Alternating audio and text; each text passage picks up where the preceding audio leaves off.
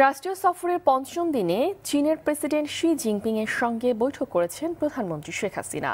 স্থানীয় সময় বিকেলে বেইজিং এর রাষ্ট্রীয় অতিথি ভবনে এ বৈঠক অনুষ্ঠিত হয়। সরকারি এই অতিথি ভবনে প্রধানমন্ত্রীকে স্বাগত জানান চীনের প্রেসিডেন্ট। পরে দুদেশের স্বার্থ সংশ্লিষ্ট দ্বিপক্ষীয় নানা ইস্যুতে আলোচনা করেন দুই নেতা। এ সময় বাংলাদেশের অগ্রযাত্রায় শেখ হাসিনা সরকারের পাশে থাকার প্রতিশ্রুতি দেন শি জিনপিং। এর আগে দেশটির রাষ্ট্রীয় কাঠামোর সর্বোচ্চ প্রতিষ্ঠান ন্যাশনাল পিপলস কংগ্রেসের চেয়ারম্যান লি ঝাংশুর সঙ্গে সৌজন্য সাক্ষাৎ করেন শেখ হাসিনা। লি ঝাংশু বলেন, তার প্রেসিডেন্ট এবং শেখ হাসিনা দুজনই বাবার অসমাপ্ত স্বপ্ন বাস্তবায়নে অক্লান্ত পরিশ্রম করে যাচ্ছেন। এর আগে চীনে তিয়েনআনমেন স্কোয়ারে চীনের জাতীয় বীরদের প্রতি শ্রদ্ধা নিবেদন করেন প্রধানমন্ত্রী শেখ হাসিনা। মশা নিধন কার্যক্রমে শক্তিশালী বা গ্রহণযোগ্য উদ্যোগ নেওয়া হয়নি বলেই রাজধানী জুড়ে এডিস মশার বিস্তার ঘটছে, যার পরিণতিতে ডেঙ্গু জ্বর ভয়াবহভাবে ছড়াচ্ছে এমন অভিযোগ বিশেষজ্ঞদের। বিষয়টি নিয়ে এত আতঙ্কিত হওয়ার কিছু নেই জানিয়ে ঢাকা দক্ষিণের মেয়র ডেঙ্গু প্রতিরোধ না হওয়ায় উল্টো দায় চাপালেন শহরবাসীর উপর। যদিও উত্তর সিটি কর্তৃপক্ষ তাদের জনসম্পৃক্ততার ঘাটতির কথা স্বীকার করে শিগগিরই ডোর টু ডোর প্রচার চালানোর কথা জানালেন। আরও থাকছে মুক্তা মাহমুদের রিপোর্টে। মশা মারতে কামান না লাগলেও তাগাদা লাগে হাইকোর্টের। ডেঙ্গু জ্বরের ভয়াবহতা বিবেচনায় নিয়ে এডিস মশা নিয়ন্ত্রণে কার্যকর পদক্ষেপ নিতে প্রতিটি ওয়ার্ডে যথাযথভাবে ওষুধ স্প্রে করার পর 2 সপ্তাহের মধ্যে তা জানতে 2 সিটি মেয়র ও প্রধান নির্বাহী কর্মকর্তাকে সম্প্রতি নির্দেশ দিয়েছে উচ্চ আদালত। প্রতি বছরই ডেঙ্গু মৌসুম শুরুর আগে মশা মারার হাঁকডাক শুরু করে 2 সিটি কর্পোরেশন। তবে এবছর আগেই এর প্রকোপ শুরু হওয়ায় সংস্থা দুটির ঘুমও ভাঙে দেরিতে। সিটি কর্পোরেশন কর্মকর্তাদের এমন খামখেয়ালিতে দারুণ বিরক্ত এই নগরবিদ। সচেতনতা কার্যক্রম থেকে শুরু করে এই বিষয়ে প্রতিরোধ গড়ে তোলার যে একটা উদ্যোগ, সেটি যেমনি করে তেমন পরিলক্ষিত করি না। সিটি কর্পোরেশন কিন্তু বেশ কয়েক বছর ধরে মশা নিবারণের জন্য তাদের যে খরচের বাজেট, সেটা পর্যন্ত খরচ করার সক্ষমতা অর্জন করেনি। যে এটি সত্যিকার অর্থে যথোপযুক্ত ওষুধ প্রয়োগ থেকে শুরু করে এর প্রতিরোধ গড়ে তোলার জন্য জনবান্ধব জনসম্পৃক্ত একটা কর্ম উদ্যোগ নেওয়া প্রয়োজন।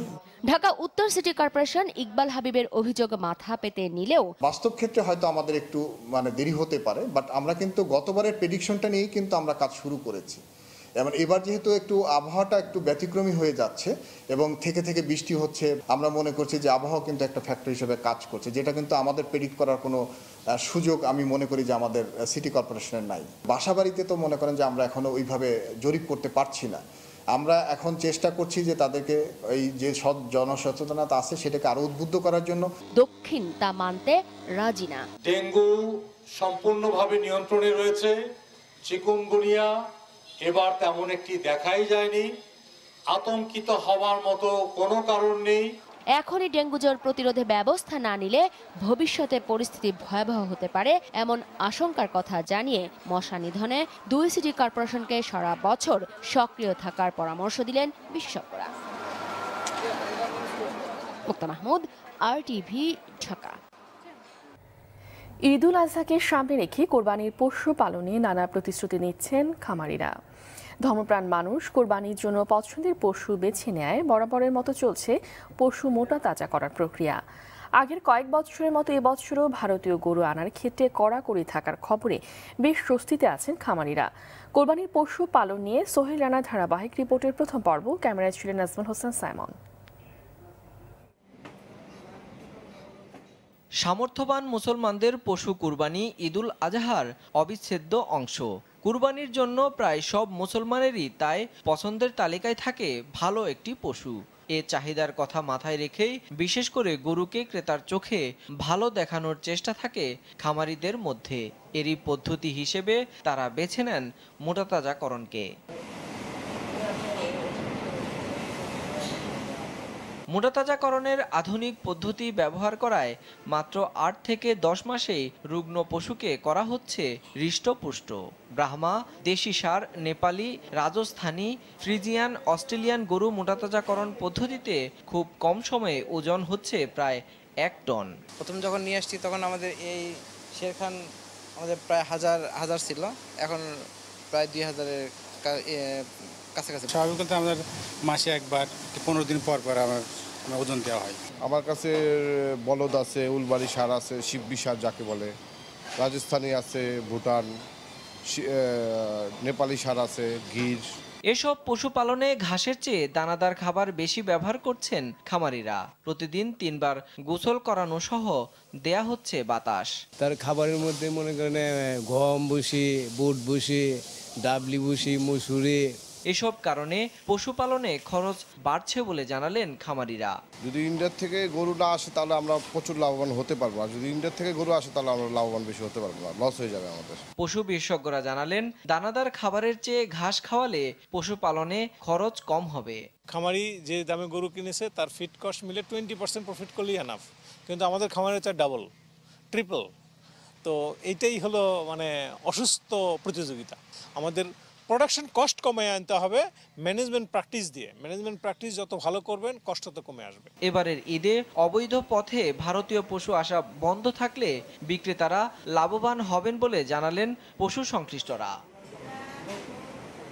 সোহেল রানা, RTV, ঢাকা। জাতীয় পার্টির চেয়ারম্যান হুসেইন মোহাম্মদ এরশাদ এখনও শঙ্কামুক্ত নন। কৃত্রিমভাবে তার শ্বাস প্রশ্বাস সচল রাখা হয়েছে বললেন পার্টির ভারপ্রাপ্ত চেয়ারম্যান GM কাদের। এরশাদের সুস্থতায় জাতীয় মসজিদ বায়তুল মোকাররমে জুমার নামাজের পর দোয়া ও মিলাদ মাহফিল শেষে সাংবাদিকদের কথা বলেন তিনি।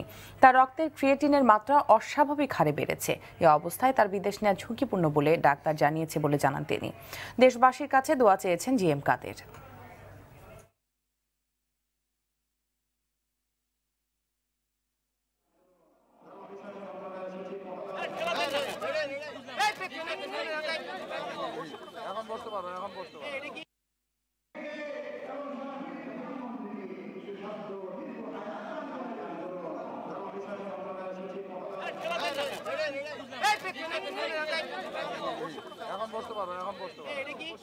উনি এখনো শঙ্কামুক্ত নন, যেহেতু উনি যা কিছু সুস্থতা এগুলোর কিছুটা কৃত্রিমভাবে এবং কিছুটা ওষুধের কারণে। ফলে বুঝতে হবে যে সামনের দিকে এই অবস্থাটি যদি উনি কন্টিনিউ করতে পারেন, ওনার যে অঙ্গ প্রত্যঙ্গগুলি এখন ভালো মতো কাজ করছে না, সেটা যদি সঠিকভাবে কাজ করে তাহলে উনি সুস্থতার দিকে যেতে পারেন। ডাক্তাররা সেভাবেই কাজ চালিয়ে যাচ্ছেন। কোনো ধরনের বিড়ম্বনা ছাড়াই দেশ ছাড়ছেন হজ যাত্রীরা। ফ্লাইট বিপর্যয়ের কোনো ঘটনা ঘটেনি। যান্ত্রিক ত্রুটিতে প্রথম দিন সমস্যা হলেও দ্বিতীয় দিন সৌদি আরবের ইমিগ্রেশনও হচ্ছে ঢাকায়। যাত্রীরা নির্বিঘ্নেই হজের আনুষ্ঠানিকতা শেষ করে বিমানে উঠতে পারছেন। খান আলামিনের রিপোর্টে বিস্তারিত। বৃহস্পতিবার শুরু হয়েছে হজের ফ্লাইট। প্রথম দিন বাংলাদেশ বিমানের 5টি ও সৌদি এয়ারলাইন্সের 2টি ফ্লাইটে ঢাকা থেকে মোট 2300 হজযাত্রী সৌদি আরব গেছেন। তবে যান্ত্রিক ত্রুটির কারণে সৌদি আরবের ইমিগ্রেশন হজরত শাহজালাল আন্তর্জাতিক বিমানবন্দরে করা সম্ভব হয়নি প্রথম 6টি ফ্লাইটের। দিনের শেষ ফ্লাইটে সেই সমস্যা কেটে যায়। তারপর থেকে এখন পর্যন্ত সবকটি ফ্লাইটেই সৌদির ইমিগ্রেশন হয়েছে ঢাকায়। দ্বিতীয় দিনে মোট 14টি ফ্লাইট পরিচালনা করা হচ্ছে বাংলাদেশ বিমানের 7টি ও সৌদি এয়ারলাইন্সের 7টি। হজযাত্রী 5058 জন। কোনো ফ্লাইট বিপর্যয় হয়নি। বিশেষ কোনো অভিযোগ ছাড়াই আল্লাহর ঘরে রওনা করেছেন হজযাত্রীরা। আল্লাহর মেহমান হিসেবে আল্লাহ যদি পৌঁছায় তা ভালো। আর বিশেষ করে হজ অফিসের এবার সার্বিক ব্যবস্থাপনা সব দিক দিয়ে ভালো। আপনারা সবাই দোয়া করেন যেন আমাদের হজগুলো কামিয়ে করতে পারি, শরীর স্বাস্থ্য যেন ভালো রাখে। কোনো অসুবিধা নাই, আমাদের সুস্থ আমরা ভাবে হজ করে যাচ্ছি। আল্লাহ যেন আমাদের সুস্থ শরীরে ফিরে নিয়ে আসে, আর হজ যেন আল্লাহ রসুল যেন আমাকে কবুল করে নেয়। যাত্রা নির্বিঘ্ন করতে সব ধরনের ব্যবস্থা নেওয়ার কথা জানিয়েছে হাব। যাত্রী বিড়ম্বনা শূন্যের কোটায় নিয়ে আসতে বদ্ধপরিকর তারা। এবছর আমি মনে করি হজ যাত্রীদের কোনো ভোগান্তি হবে না। ভোগান্তি না হওয়ার জন্য সকল রকমের প্রস্তুতি আমরা গ্রহণ করেছি। আমরা এটাকে একটা চ্যালেঞ্জ হিসেবে নিয়েছি এবছর হজ যাত্রীগণের যাতে স্বাচ্ছন্দ্যপূর্ণ বিড়ম্বনাহীন হজযাত্রা হয়। তারপরও যদি কারোর কারণে হজযাত্রীগণ বিড়ম্বনার মধ্যে পতিত হন অথবা প্রতারিত হন, এর জন্য কঠোর ব্যবস্থা আমরা নেব। ঢাকা উত্তর সিটি কর্পোরেশনের মেয়র হজ ক্যাম্প পরিদর্শন করে বলেছেন, যাত্রীদের সুযোগ সুবিধা বাড়াতে প্রয়োজনীয় পদক্ষেপ নেওয়া হচ্ছে এবং হবে। হাজিরা বলেছে যেখানে ভিতরে তাদের মহিলা যেখানে থাকেন ডরমেটরিতে, এখানে এসির ব্যবস্থা নাই। আমি কথা বলছি, আমাকে বলেছে যে যেহেতু এখানে ডেস্কো সেই ধরনের এনাফ পাওয়ার দিতে পারে নাই, বাট ওনারা বলছেন যে এর পরপরই তারা পাওয়ারের বন্দোবস্ত করবে এবং যদি কোনো সমস্যা হয় আমি বলেছি আমাকে বলার জন্য, আমরা একটা কালেক্টিভ হইতে আমরা একসাথে কাজ করব, হাজিরা এবং হাজির সাথে যারা আসে তারা যেন কেউ কষ্ট না পায়। আগামী 5 আগস্ট পর্যন্ত হজ ফ্লাইট চলবে। ফিরতি ফ্লাইট শুরু হবে 17 আগস্ট, যা চলবে 15 সেপ্টেম্বর পর্যন্ত। ঢাকা ছাড়াও চট্টগ্রাম ও সিলেট থেকে হজ ফ্লাইট পরিচালনা করা হচ্ছে। খান আলামিন, RTV, ঢাকা। পাবনায় শেখ হাসিনা ট্রেন বহরে আওয়ামী লীগ নিজেরাই হামলা চালিয়েছিল বলে অভিযোগ করেছেন বিএনপির মহাসচিব মির্জা ফখরুল ইসলাম আলমগীর। সকালে জাতীয় প্রেস ক্লাবে আয়োজিত অনুষ্ঠানে তিনি কথা বলেন। এ সময় তিনি এও বলেন, বিচার বিভাগ যে স্বাধীন নয়, বিএনপিকে জড়িয়ে সাজা দেওয়ার মাধ্যমে তা প্রমাণ হয়েছে।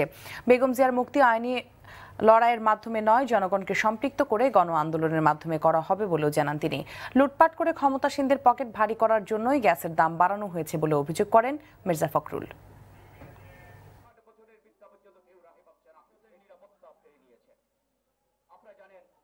আজকে প্রমাণিত হয়েছে দেশনেত্রী বেগম খালেদা জিয়ার মামলা পরিচালনার ক্ষেত্রে যে এই বিচার ব্যবস্থা স্বাধীন নয়, এই বিচার ব্যবস্থা পুরোপুরি ভাবে আওয়ামী লীগের করায়ত্ত হয়ে গেছে। এটা প্রমাণিত হয়েছে গত কয়েকদিন আগে পাবনায় যে রায় দিয়েছে, যে ঘটনাটিকে কেন্দ্র করে তার বিচার বিভাগকে নিয়ন্ত্রণ করেছে, তার প্রশাসনকে নিয়ন্ত্রণ করেছে, এই মিডিয়াকে নিয়ন্ত্রণ করা হচ্ছে। পাবনায় বর্তমান প্রধানমন্ত্রী শেখ হাসিনা ট্রেন বহরে হামলার রায় নিয়ে বিএনপি মহাসচিবের বক্তব্যের বিষয়ে আইনমন্ত্রী আনিসুল হক বলেন, বিএনপির আমলে আইনের শাসন ছিল না, সেই আমলের বদলে গেছে, কিন্তু বিএনপির চিন্তাধারা বদলায়নি বলেও আজও আজে বাজে কথা বলছে। দুপুরে ব্রাহ্মণবাড়িয়ার কসবা উপজেলার পরিষদের নবনির্মিত ভবনের উদ্বোধনী অনুষ্ঠানে সাংবাদিকদের তিনি এসব কথা বলেন। এ সময় তিনি বলেন, সাক্ষ্য প্রমাণের ভিত্তিতে বিচারিক আদালত রায় দিয়েছেন। এখানে ফরমাইশি রায়ের প্রশ্ন ওঠে কি করে? বিচারিক আদালত রায় দিয়েছে, এখানে ফরমাইশি রায়ের প্রশ্ন ওঠে কি করে সেটা আমি বুঝি না, কিন্তু এইটুকু বুঝি যে বিএনপির আমলে, আমি সব সময় বলে আসছি, বিএনপির আমলে আইনের শাসন ছিল না। তারাও, আমি বলেছি যে তারা পকেটের মধ্যে কোর্টকে রাখতো, তো সেই আমল বদলিয়ে গেছে, কিন্তু তাদের চিন্তা ধারণা বদলায় নাই, সেই জন্যই এইসব আজে বাজে কথা ওনারা বলেন। বিএনপি চেয়ারপারসন খালেদা জিয়াকে প্যারোলে মুক্তি দেওয়া হবে কিনা তা বিবেচনা করবে কারা কর্তৃপক্ষ আর স্বরাষ্ট্র মন্ত্রণালয়। তবে সে প্রক্রিয়া নিয়ম মেনে হলে আওয়ামী লীগের কোনো অভিযোগ থাকবে না, এমনটাই জানিয়েছেন দলটির সাধারণ সম্পাদক সেতুমন্ত্রী ওবায়দুল কাদের। সকালে আওয়ামী লীগ সভাপতির ধানমন্ডি রাজনৈতিক কার্যালয়ে এসব কথা বলেন তিনি। ঈশ্বরদীতে শেখ হাসিনাকে হত্যা চেষ্টা মামলার রায় প্রসঙ্গে ওবায়দুল কাদের বলেন, মামলার রায় বিএনপির বিরুদ্ধে গেলে তা বানোয়াট বলা, সরকারের হস্তক্ষেপের অভিযোগ আনা বিএনপির গতানুগতিক পর্যবেক্ষণ। এছাড়া সরকারের উপর দোষ চাপানো এই দলটির পুরনো অভ্যাস বলে মন্তব্য করেন তিনি। তিনি যদি সুস্থই হয়ে যান তাহলে আর কারাগারে তাহলে তিনি মেডিকেলে থাকার আবশ্যকতা নেই। আমরা যখন জেলে ছিলাম তখন যতদিন প্রয়োজন ছিল ততদিনই আমরা প্রিজন সেলে ছিলাম, মেডিকেলে। এখন সেটা আবশ্যকতা আছে কিনা সেটা কারা কর্তৃপক্ষ, স্বরাষ্ট্র মন্ত্রণালয়, বিষয়টি তাদের এখতিয়ার, তারা এই বিষয়ে বলতে পারবেন। আর প্যারোলের মুক্তিরও কতগুলো নিয়ম আছে, কি অবস্থায় প্যারোলে মুক্তি চাইতে পারে, তো সে কারণ যদি না থাকে তাহলে প্যারোলে মুক্তির ব্যাপারটা কি করে হবে।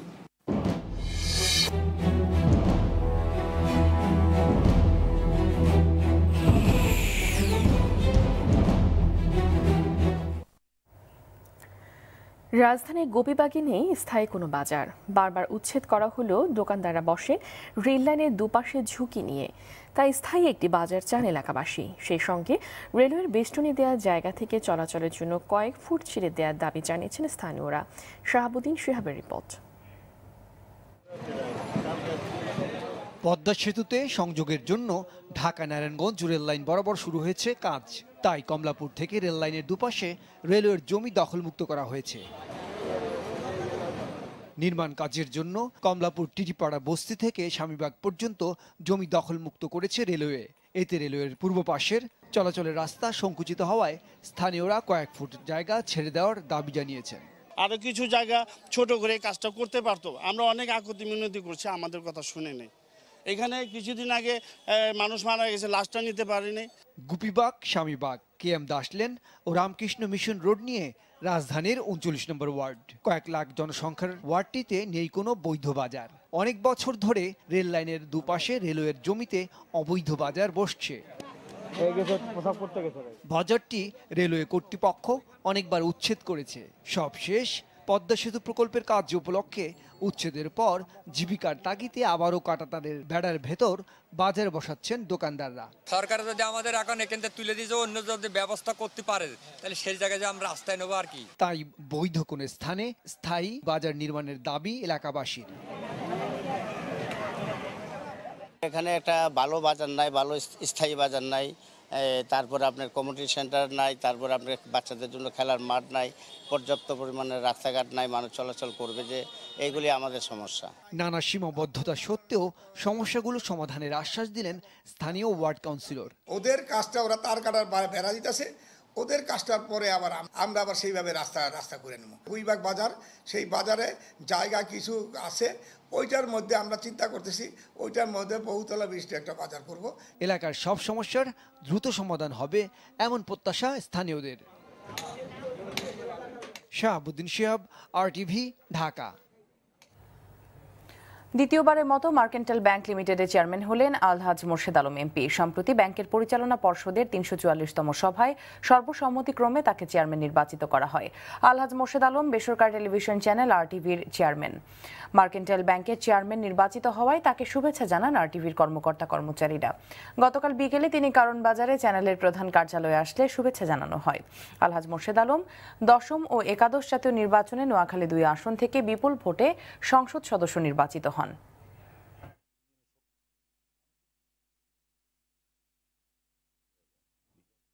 রাজধানীর ধানমন্ডিতে গণস্বাস্থ্যনগর হাসপাতালের ক্যান্টিনে ৮ বছরের একটি শিশুকে ধর্ষণের অভিযোগ উঠেছে।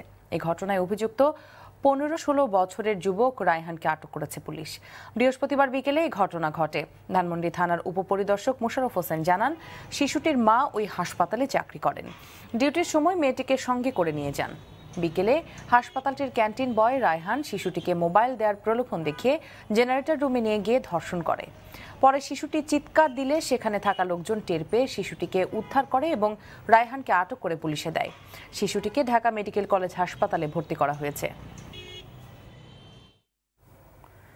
নেত্রকোনার কেন্দুয়ায় দ্বিতীয় শ্রেণীর এক ছাত্রীকে ধর্ষণের চেষ্টাকালে মাদ্রাসার অধ্যক্ষকে গণপিটুনি দিয়েছে স্থানীয়রা। পরে তাকে পুলিশে দেয়া হয়। সকালে পৌর শহর বাদে আঠের বাড়ি মা হাওয়া কওমি মহিলা মাদ্রাসায় এই ঘটনা ঘটে। পুলিশ জানায়, মাদ্রাসার অধ্যক্ষ আবুল খায়ের বেলালি ওই ছাত্রীকে নিজের রুমে ডেকে নিয়ে ধর্ষণের চেষ্টা করে। ছাত্রীর চিৎকার শুনে পাশের ক্লাসের শিক্ষার্থীরা এগিয়ে আসে। পরে বিষয়টি জানতে পেরে স্থানীয়রা জড়ো হয়ে ওই শিক্ষককে গণপিটুনি দেয়। কেন্দুয়া থানার ওসি মোহাম্মদ রাশিদুজ্জামান জানান, অভিযুক্ত শিক্ষকের বিরুদ্ধে মামলা দায়েরের প্রস্তুতি চলছে। তার নামে এর আগেও ছাত্রী নিপীড়নের অভিযোগ ছিল। কিশোরগঞ্জে ভৈরবে ভুল চিকিৎসায় জুয়েল নামে এক যুবকের মৃত্যুর অভিযোগ উঠেছে। প্রতিবাদে হাসপাতালে হামলা ও ভাঙচুর করেছে স্বজনরা। গেল রাতে শহরের ট্রমা জেনারেল হাসপাতালে এই ঘটনা ঘটে। নিহত জুয়েলের পরিবারের অভিযোগ, ভাঙা হাতে রড খুলতে জুয়েলকে অপারেশন থিয়েটারে নেওয়া হয়। দীর্ঘ সময় পার হলেও জুয়েলের জ্ঞান ফেরেনি। সন্দেহ হলে ওটিতে গিয়ে জুয়েলকে মৃত দেখতে পায় স্বজনরা। এক পর্যায়ে হাসপাতালে ভাঙচুর চালায় তারা। পরে পুলিশ ও র্যাব এসে পরিস্থিতি নিয়ন্ত্রণে আনে। অভিযুক্ত ডাক্তার কামরুজ্জামান আজাদকে আটক করেছে পুলিশ। এদিকে গেল রাতে নড়াইল সদর হাসপাতালে চিকিৎসাধীন এক রোগীর উপর হামলা হয়েছে। এতে বাধা দিতে গিয়ে নার্স সহ 4 জন আহত হন।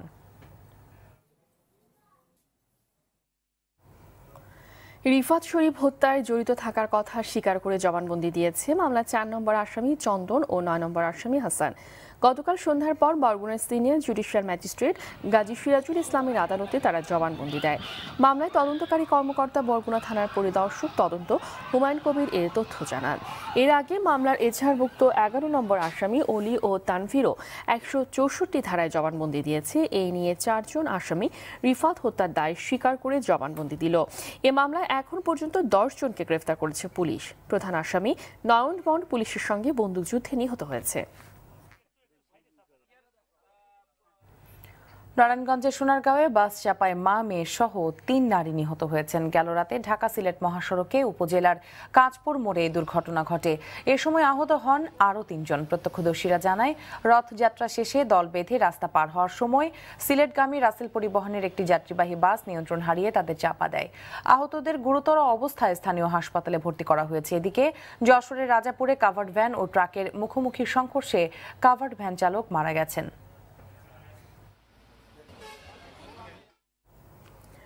আগামী ঈদুল আজহার আগে চাঁপাইনবাবগঞ্জ থেকে ঢাকা পর্যন্ত বিরতিহীন আন্তনগর ট্রেন বনলতা এক্সপ্রেস চালু হবে বলে জানিয়েছেন রেলপথ মন্ত্রী নুরুল ইসলাম সুজন।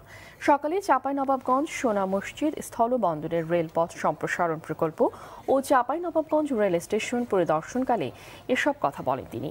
মন্ত্রী বলেন, প্রধানমন্ত্রী শেখ হাসিনার প্রতিশ্রুতি ছিল চাঁপাইনবাবগঞ্জ সোনা মসজিদ স্থলবন্দর সহ দেশের যেসব এলাকায় এখনও রেল চালু হয়নি সেসব এলাকায় রেল চালুর।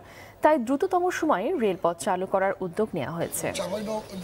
দীর্ঘদিনের দাবি যে এই যোগাযোগ চাঁপাইনবাবগঞ্জ থেকে সরাসরি ঢাকার সঙ্গে যাতে রেল যোগাযোগ, আন্তনগর যে রেল এটি যাতে যোগাযোগ হয়। আমরা ইতিমধ্যে সিদ্ধান্ত গ্রহণ করেছি যে আমরা চাঁপাইনবাবগঞ্জ পর্যন্ত আমাদের রেল সম্প্রসারিত একটা রেল আসবে, সেটি হলো যেটি আমরা বনলতা এক্সপ্রেস যেটা ওইটি আমরা চাঁপাইনবাবগঞ্জ পর্যন্ত আমরা সম্প্রসারিত।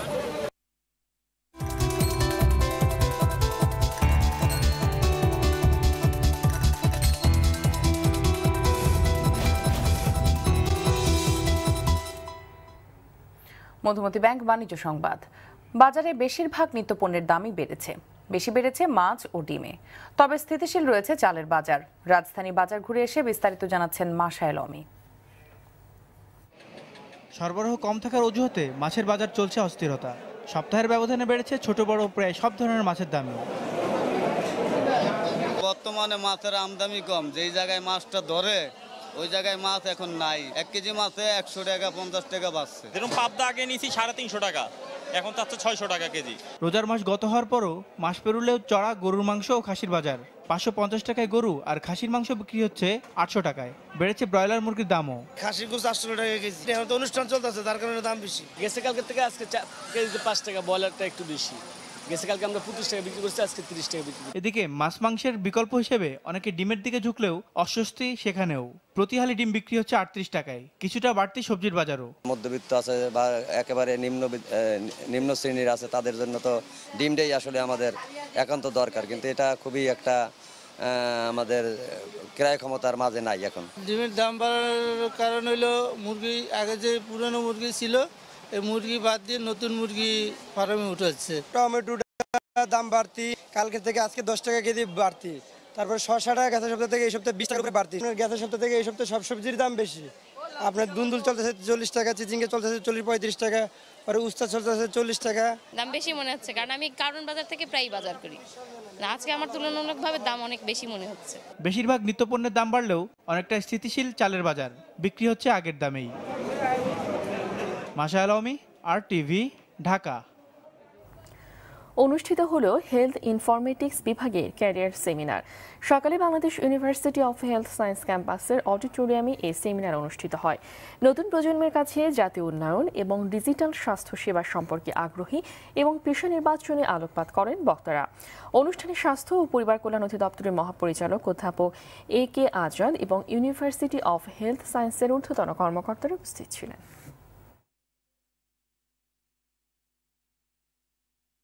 সন্ধ্যার সংবাদ এ পর্যন্তই। RTVর সর্বশেষ সংবাদ জানতে যে কোনো মোবাইল ফোন থেকে 24141 নাম্বারে ডায়াল করুন। আর মোবাইল ফোনের সংবাদ দেখতে অ্যাপ স্টোর, গুগল প্লে বা অন্য স্টোর থেকে ডাউনলোড করুন RTV অ্যাপস। এছাড়াও তাৎক্ষণিক বিনোদন সংবাদ জানতে বিশ্বের যে কোনো প্রান্ত থেকে ভিজিট করুন rtvonline.com, facebook.com/rtvonline এবং youtube.com/rtvdigitals। ধন্যবাদ সবাইকে। ধন্যবাদ।